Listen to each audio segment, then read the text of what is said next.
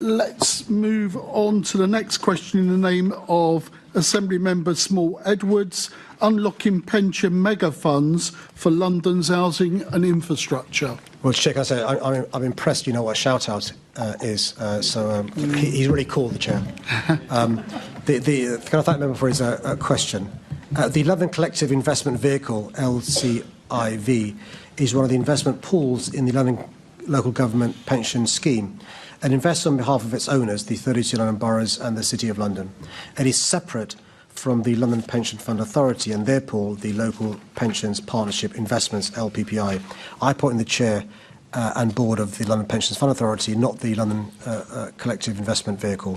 All local government pension schemes, pension funds, have to act in the best interests of their members and employers to ensure they can continue to pay pensions as they become due, whilst managing employer contributions levels properly.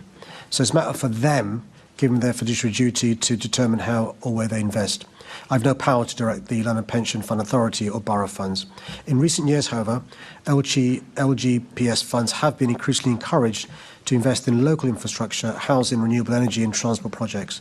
In recognition of the importance of this, the government is reforming the LGPS to increase the size of pools and enable greater investment in economic growth. These reforms are based on the successful approach taken by London Pension Funds Authority and LPPI, and I welcome the government's actions, including requiring the local pension partnership scheme to have regard to local growth plans. In this context, we're currently engaging with London public sector investment stakeholders, including pension funds, to agree how best to coordinate investment in economic growth in accordance with the local London growth plan. This will build on past cooperation between LPPI and LCIV, as evidenced in the London Fund, through which £250 million is being invested in London's housing and infrastructure. I'm clear we need to increase the level of investment in our economy, whether that's in housing schemes, infrastructure, tackling the impact of climate change, or supporting the businesses of the future to scale and grow. Thank you, Mr. Mayor. And yeah, it's not the most eye-catching announcement ever, but I think it's a really important one, this pooling of these mega funds, because one thing that's really noticeable about the UK is that our pension funds are much smaller than other countries within Europe, within the United States, who then invest back in the communities that those funds are raised for. I think it's really important to do that. So will you commit to working with, and commit maybe the Deputy Mayor for Business, the Deputy Mayor for Housing, to working with the London Civ as their assets massively increase, I think by 10, 11 figures over the coming months, to working with the London Civ and boroughs to set a clear increase in the pension fund investment into affordable housing in London?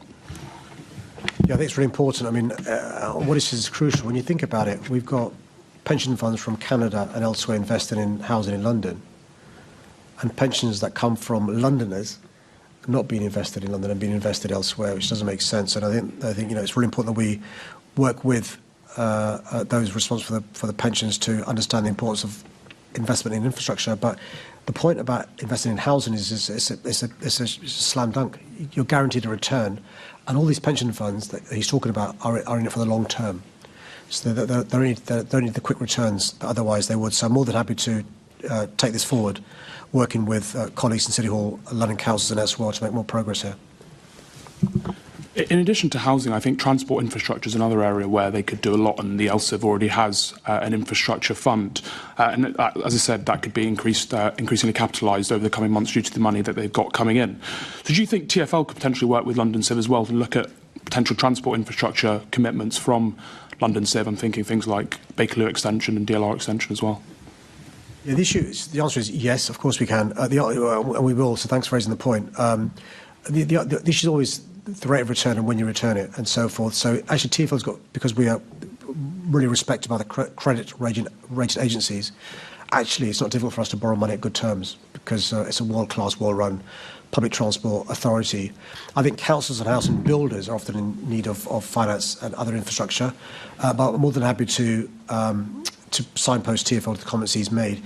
We did recently discuss with the CFO of TfL the issue of TfL's ability to borrow, and actually it's not one of the challenges we have. The issue we have are different challenges in relation to additional support for those infrastructure projects.